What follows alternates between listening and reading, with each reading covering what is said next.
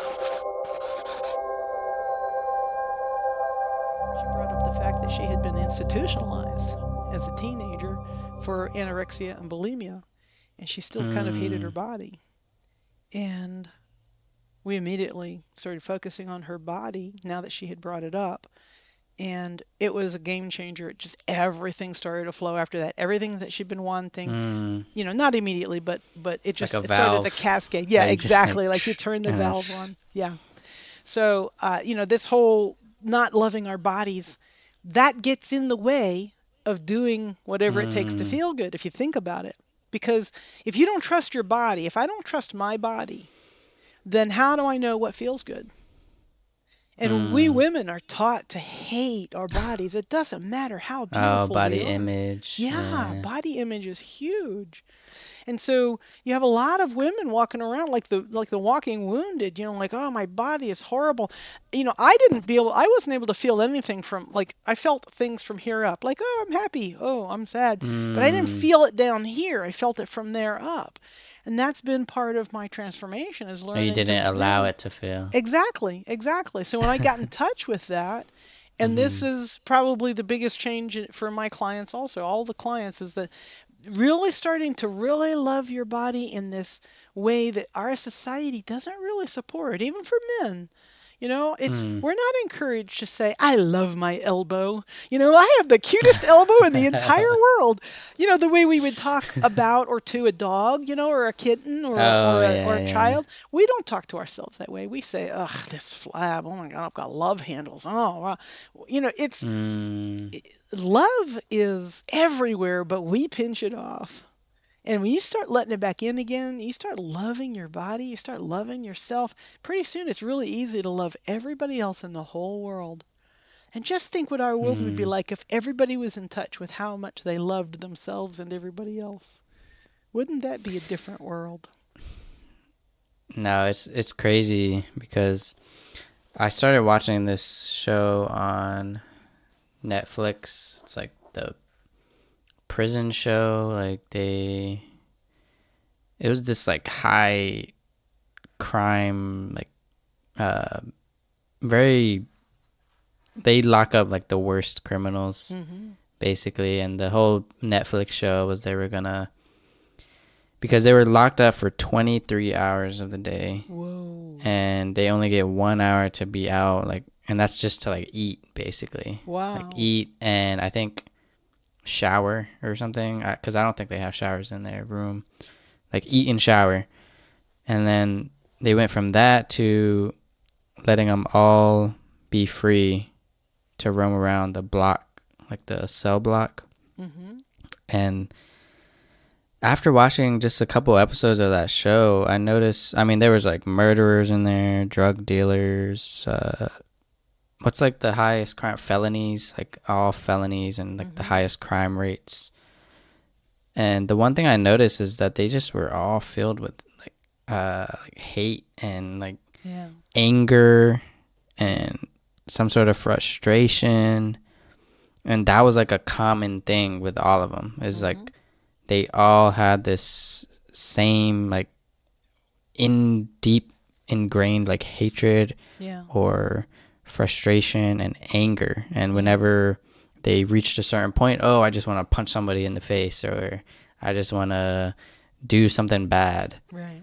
And it's like that's why I think like people think it sounds like cringe or cliche or whatever, but I feel like if everybody just had that same mindset of love, none of that like Yeah. you wouldn't let these uh anger and frustrate whatever emotions, you won't let them boil up so much that you want to hurt somebody, Exactly. you know. Exactly. We can learn to catch those kinds of feelings earlier and earlier. The sooner you catch it, like nip it in the bud, that saying, Mm. nip it in the bud.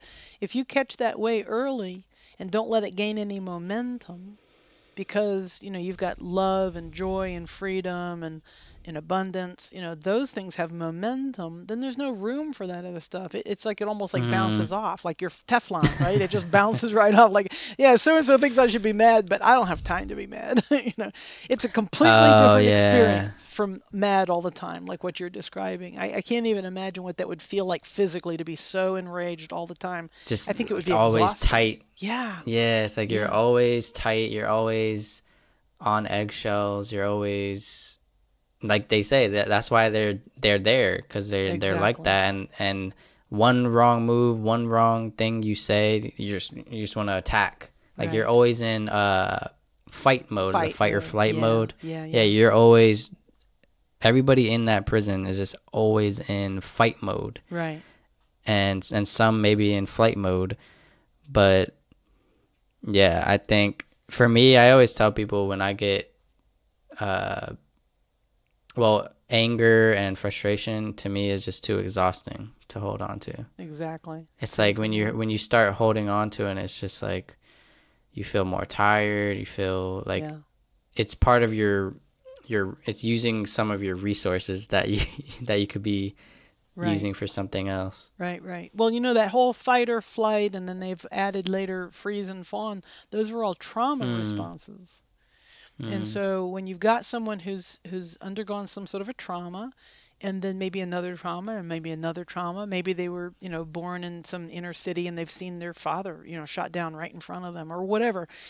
Car mm-hmm, accidents, I mean, all kinds of things can cause trauma, but if we don't help someone through that trauma to release it, not to hold on to it, but mm, to release it, not to memorialize it, and make a law about it and all that stuff, but to actually release it, mm. then we don't have people that are all bound up in trauma response. But until we learn how to do that consistently as a society, I think we're always going to have people that are bound up in their trauma responses.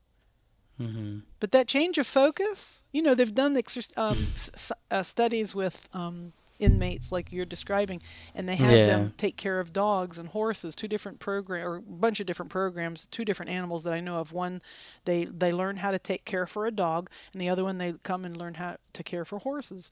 And just changing that Mm. focus, just that little bit, it's not actually a little bit, it's a huge change, but it seems easy. It Just seems just small, take care yeah. of a Just dog, take right? care Yeah. of it. But Yeah. changing that focus from me and my trauma to now this innocent animal, that's a change of focus. And if you can get Mm, somebody to change their focus in that way, in a way that feels good, because me and my trauma doesn't feel good, this dog feels good. Bad, good. mm, Bad, good. It's an easy choice. Once you understand that you've got this choice, then now you can start mm, focusing. Now, once you've chosen one thing that feels good to focus on, you can do a second thing, and then a third mm, thing, and then a fourth thing. And it gets easier and easier and easier. It only takes one thing. Choose one thing to focus on that feels better than all the other things, even if it still doesn't feel great. Choose there, start there, and then work your way up. Keep going. Keep going. It is the answer to everything. It really is.